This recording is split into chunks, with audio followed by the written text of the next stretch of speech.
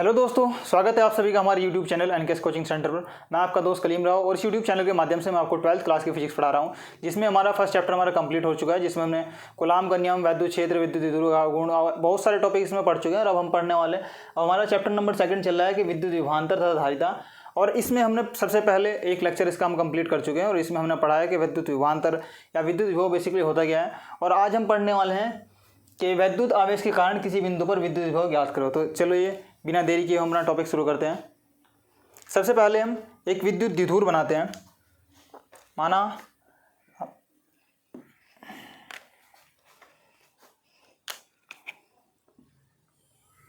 माना ये एक वैद्युत द्विध्रुव है हमारे पास, ठीक है। ये एक वैद्युत द्विध्रुव है, ये हमारे पास प्लस क्यू बिंदु ओ पर प्लस क्यू आवेश है और इससे स्मॉल आर दूरी पर, ये डिस्टेंस हमने ली स्मॉल आर दूरी, इस पर एक बिंदु पी है जहाँ पर हम विद्युत विभव ज्ञात करेंगे। और माना एक बिंदु आवेश क्यू नॉट इन्फिनिटी रेंज से चल रहा है और हम इसको विद्युत क्षेत्र में लाने की कोशिश कर रहे हैं। यदि हम इसको थोड़ा खिसकाकर यहाँ तक लाए, हमने मान लिया ये ए पॉइंट है, तो हमने इसकी कुछ दूरी इसको विस्थापित करिए और ये दूरी हमने मान ली ये डी एक्स है। कैसे कि यदि ये यहाँ से यहाँ तक की टोटल दूरी हम इसको एक्स मान ले और यहाँ से यहाँ तक की दूरी हमारी आर है, तो बिंदु ए को आर दूरी में लाने के लिए हम इस पर वैद्युत क्षेत्र ज्ञात करते हैं। ये हमारे पास वैद्युत क्षेत्र है जो इसको लाने में हम यूज़ कर रहे हैं, ठीक है। तो आइए लिखते हैं इसमें कि माना बिंदु ओ पर, माना बिंदु ओ पर प्लस क्यू आवेश है, प्लस क्यू आवेश है और इससे स्मॉल आर दूरी पर, इससे स्मॉल आर दूरी पर एक बिंदु पी है, एक बिंदु पी है, ठीक है। एक बिंदु पी है जिस पर विद्युत विभव ज्ञात करना है, जिस पर विद्युत विभव ज्ञात करना है, ज्ञात करना है। जब सूक्ष्म परीक्षण धनावेश क्यू नॉट को इन्फिनिटी से पी की ओर लाया जाता है तो इस पर एक बल कार्य करता है। सूक्ष्म परीक्षण क्यू नॉट आवेश को बिंदु पी की ओर लाने में लगने वाला बल,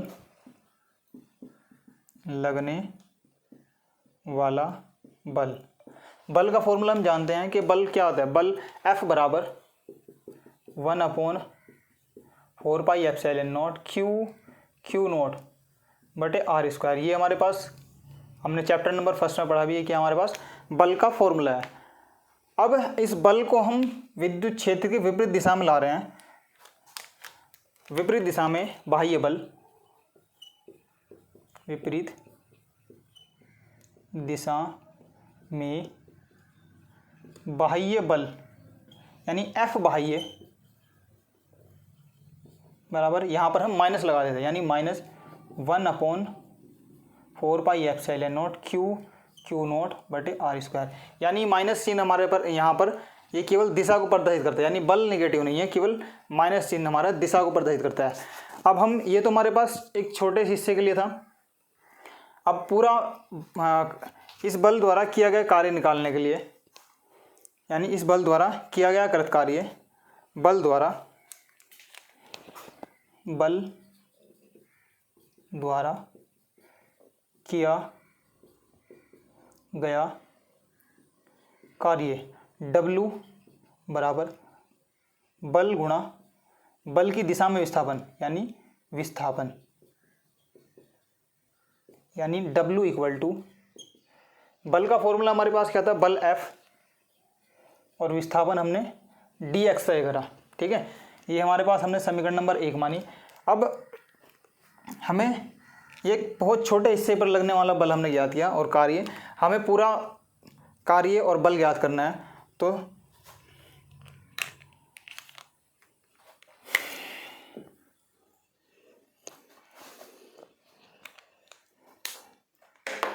अनंत से स्मॉल आर दूरी तक लाने में बाह्य बल द्वारा किया गया कृत कार्य। अनंत से स्मॉल आर दूरी तक लाने में किया गया कार्य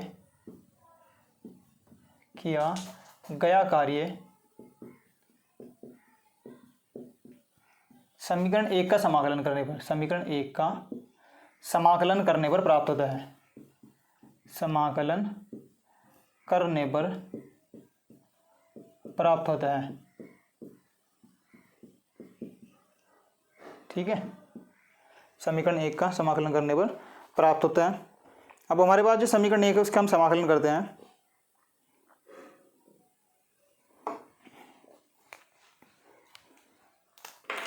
यानी W इक्वल टू, यदि हम इसका समाकलन करें तो समाकलन 1/4πε0, और यानी इसका समाकलन हम कर रहे हैं तो Q0 बटे R²। अब जहाँ पर 1/4πε0 ये एक हमारी अचर वैल्यू है और dx, ठीक है, यानी 1/4πε0 ये तो कांस्टेंट मान है, इसको हम बाहर निकाल देते हैं। फिर इसके बाद हमारे पास Q और Q0 ये भी हमारे पास एक आवेश है। समाकलन जो हमें करना है वो 1/r² और dx का करना है। अब समाकलन का एक सूत्र है, समाकलन का सूत्र मैं यही लिख रहा हूँ। समाकलन के लिए हम जो यूज़ करते हैं नॉट, अगर हमारे पास x की पावर n है और dx हमें करना है तब हमारे पास बनता है n x की पावर n-1, यानी इसके हिसाब से हमारे पास जो बनेगा x की पावर -2 का यदि हम समाकलन करें तब हमारे पास बनता है कि -2, ठीक है, यहाँ हमारे पास बनता है x की पावर -2 + 1 और -2 + 1, तो यही फॉर्म हम यहाँ लिखते हैं। ठीक है, यानी 1/-1/4πε0 Q0। यदि इसका समाकलन करने पर हमारे पास बनता है x की पावर -2 + 1 अपॉन -2 + 1, और लिमिट हमने जो इसमें लगाई, लिमिट हम 0 से यानी या इन्फिनिटी से r डिस्टेंस हम लेते हैं, इन्फिनिटी से r, तब हमारे पास यहाँ की जो लिमिट बनी ये हमने मानी कि हमारे पास इन्फिनिटी से r डिस्टेंस है। अब इसको सॉल्व करते हैं तो -1/4πε0 Q0, यहाँ पर हमारे पास बनता है r की पावर -1 और -1, और लिमिट जो हमारे पास बनी वो लिमिट बनी हमारे पास इन्फिनिटी से r, यानी इन्फिनिटी से r।